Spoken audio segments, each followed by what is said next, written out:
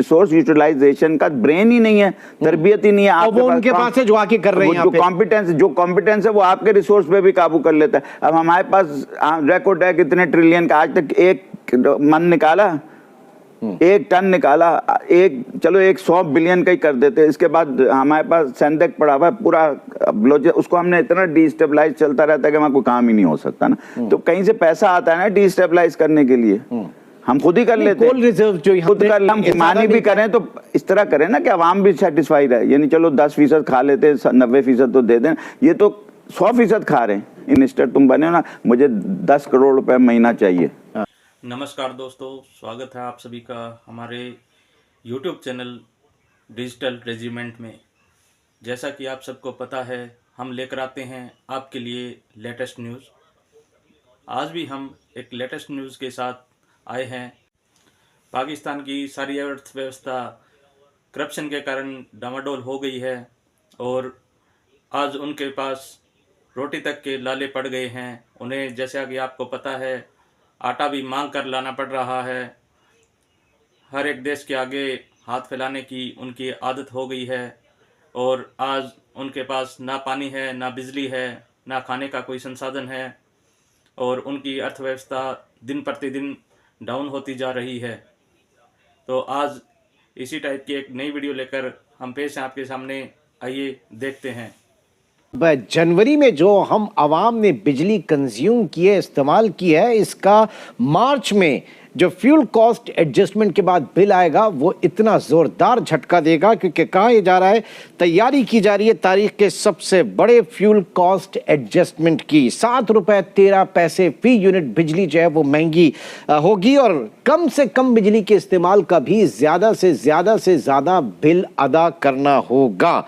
सोहेल वजाद साहब, ये फरमाइएगा, हम पाकिस्तानियों के नसीब में राहत है, सुख है, चैन है कि नहीं? देखिए, सबसे पहले तो नफरतें हमने सीख ली हैं, उसे अनलर्न ही नहीं कर रहे हैं ना। सब नफरतें फैला रहे हैं, नफरत अंधा कर देती है, तो हम सब अंधे हैं।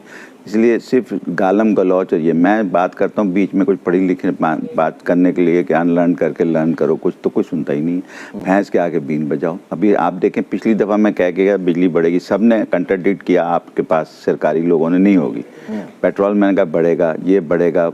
हम पैसा गलत जगह क्यों लगाते हैं, मुझे समझ नहीं आती कि हमें लगाना था हाइड्रो में, न्यूक्लियर में, जहां हमारा सस्ता काम, लेकिन हमने अपने लालच में, अपने ज़मीनें बेचने की लालच, इसमें हकीकत बता रहा हूँ मैं, आईपीपी ज़मीन बेचने की लालच में, इंफ्रास्ट्रक्चर बनाए कि मेरे यहाँ से वोट मिलेंगे, आप ये सारी हरकत, रन ऑफ द रिवर नहीं लगाया आपने कोई ऐसी हरकत नहीं। कोल भी वहाँ लगाया जो कि पंजाब में, भाई आपके पास ना ट्रेन है, ना पटरी है, ना रोड है, आप कोल लेके कैसे जाएंगे प्लांट चलाने के लिए? LNG के लिए आपने इतनी लंबी पाइपलाइन डाल दी, तो अगर पोर्ट कासिम के करीब ही लगाते तो कोई भाई हब होते हैं, पावर के हब होते हैं ना।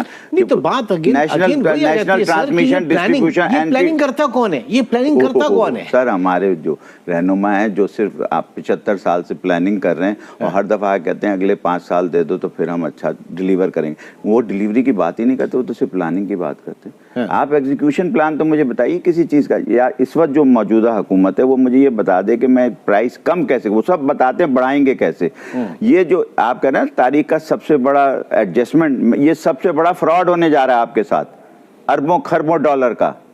ये कोई नहीं है भाई, मैंने आपको आके बिल पढ़ के सुनाए थे ना कि कैसे आता है, ये आके बताए तो सही। नेपरा वाले क्यों कहते हैं कि 13 रुपए बढ़ा दो? भाई किस लिए बढ़ा दो? जबकि ऑलरेडी मेरे ख्याल से 7-7.5 नहीं, मुझे बताएं कि वो उसकी रीजन देना आवाम को, आके मेरे सामने आके बैठ के बोले इसलिए बढ़ाऊंगा। मैं बता सकता हूँ कैसे कम करना है, लेकिन मैं क्यों बताऊं जब मुझसे कोई सुनने को तैयार नहीं है। वो तो ये कह रहे हैं जनाब, वो नेपरा और हमारी जो CPPA है, जो प्राइस परचेज अथॉरिटी है, वो तो सब चोरों से भरी हुई है। डिस्कोज के लिए काम कर रहे हैं, या मतलब डिस्कोज के एजेंट बने सब उनके पेपर, सब उनके रोल पर हैं। देखिए सर, ये आप उसके ना दोनों तरफ नहीं खेल सकते, विकेट के एक ही तरफ खेलें। हम तो दोनों तरफ खेलते हैं और हम इतने मुनाफिक हो गए हैं कि ना सच बोलते हैं, ना जस्टिस है हमारे यहाँ, ना हमारे यहाँ वो है मेरिट पे एक आदमी नहीं है जिसको वहाँ बिजली का पता हो। इस वक्त एनर्जी मिनिस्ट्री में दावे से कह सकता हूँ। अच्छा, कहा ये जा रहा है कि जनाब सारे लुफंगे भरे हुए हैं। ये एनर्जी ये जो मिक्स चेंज हुआ थोड़ा सा, और उसमें जो मिक्स चेंज हुआ? नहीं, एनुअल मेंटेनेंस के लिए आपकी जो नहरें बंद हुई हैं, जरा इसके ऊपर मैं आपका कमेंट चाहूंगा। लेकिन भाई मुझे मतलब बताएं, भैंस के आगे कितनी दफा वही बात बोलूं कि वो भैंस को जितनी मर्जी बीन बना ले, उसने तो अपना ही काम करना। भैंस गई पानी में, बाहर ही नहीं निकलती। अतः हमारी तो भैंस पानी में चली गई एनर्जी की और इकोनॉमी की भी, दोनों भैंसें नहीं निकल रही। भाई पानी से निकलो तो सही, निकल ही नहीं रही भैंस, बीन बजाया।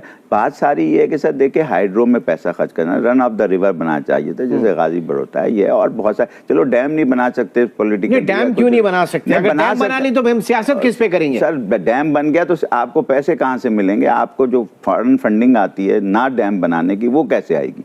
ये ना डैम बनाने की फॉरेन मैं आपसे आई कैन अश्योर यू, आप ऑडिट करवा लीजिए। एक ब्रेक की कॉल है, जरा इसी के ऊपर मैं फोकस करूंगा। नाज़रीन, सुहेल वजाद साहब इस वक्त हमारे साथ मौजूद हैं, और उनका कहना यह है कि डैम ना बनाने की फॉरेन फंडिंग इस वक्त हमें मिल रही है। पार्टी पे इसी की आती है। एक छोटे से ब्रेक के बाद दोबारा मिलेंगे।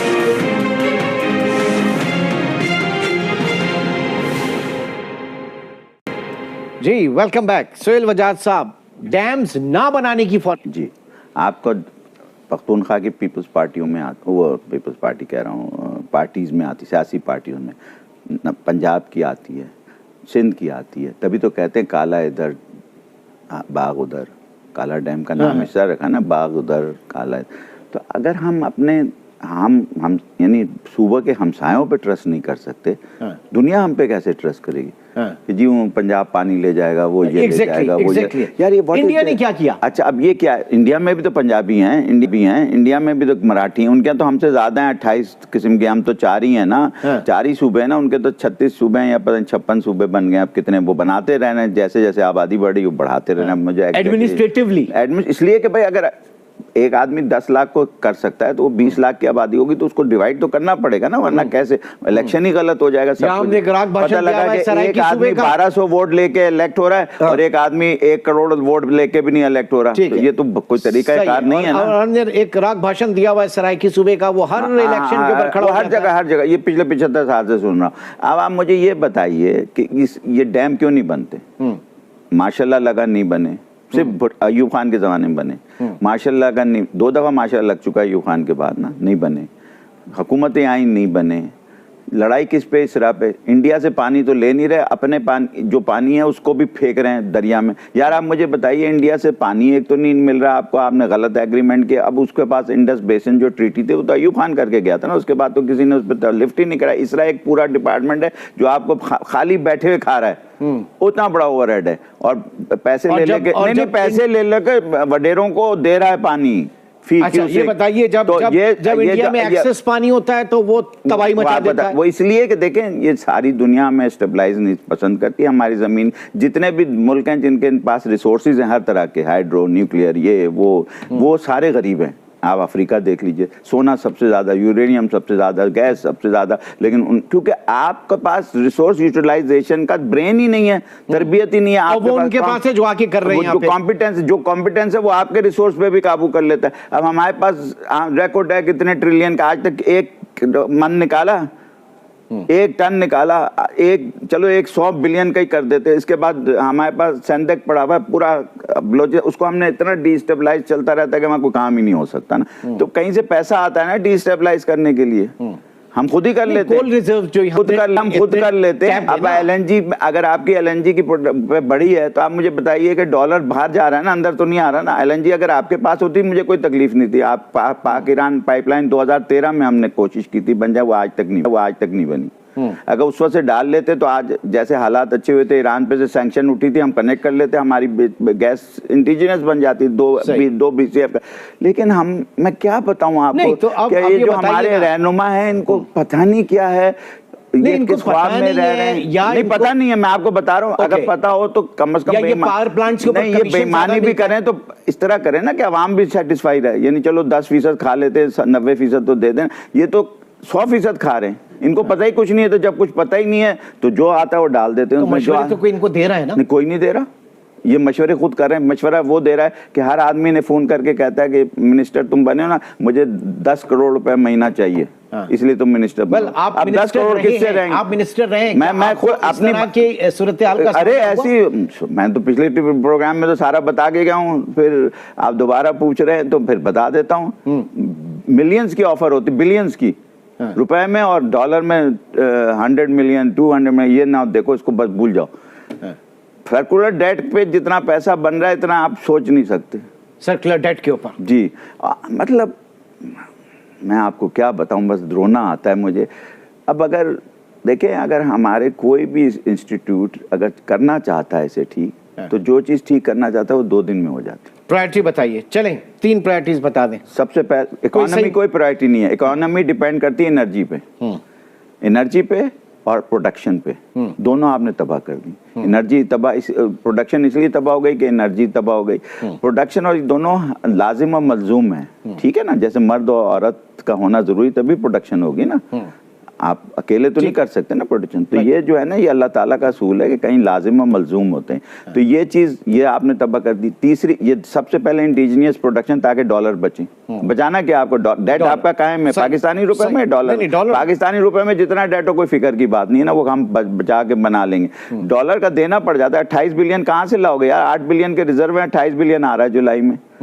आप पागल हो जाओगे। 8 बिलियन फिर भी कम पड़ जाएंगे अगर सारा दे दो। ये जो आया ना तुम्हारा, 6 अरब के लिए जा रहे हैं ना, फिर नहीं वो आ जाए, आपका सारा रेमिटेंस भी आ जाए, प्रोडक्शन भी आ जाए, वो एक्सपोर्ट भी आ जाए, मतलब बेवकूफ़ी। तो इसलिए इकोनॉमी तो नंबर जमा करने का नाम है ना, इकोनॉमी कुछ करने का नाम नहीं है। इकोनॉमी खुद ठीक हो जाती है अगर आप चीज़ें ठीक कर लें। Economy is a outcome, is a symptom. आपको बुखार है, इकोनॉमी बुखार है, इकोनॉमी वजह नहीं है बुखार की। वजह एनर्जी है, प्रोडक्शन है और आपकी तालीम है और सेहत है। ये 4 चीज़ें जब तक आप नहीं करेंगे, हमने एजुकेशन को कमर्शियल कर दिया, हमने तालीम को कमर्शियल कर दिया, हमने इसको सेहत को कमर्शियल कर दिया, किसी को इलाज ही नहीं मिलता, सब बेचारे रुल रहे हैं कुछ है। दूसरी बात ये है कि जो एक सबसे पहला काम अगर मैं करूँ ना ठीक करने, मैं कहूँगा कोई जो हलफ उठाएगा उसमें ये उठाएगा मेरा बच्चा बाहर नहीं पड़ेगा, मेरे पास ड्यूअल नेशनलिटी नहीं होगी, मैं इलाज बाहर करने नहीं जाऊँगा, बैन। तो दोस्तों आपने देखा किस तरह पाकिस्तान की अर्थव्यवस्था दिन प्रतिदिन डाउन होती जा रही है। और आपको कैसी लगी हमारी ये वीडियो? अगर आपको ये वीडियो अच्छी लगी हो तो हमारे चैनल को लाइक करें, सब्सक्राइब करें और ज़्यादा से ज़्यादा शेयर करें। धन्यवाद। जय हिंद, जय भारत।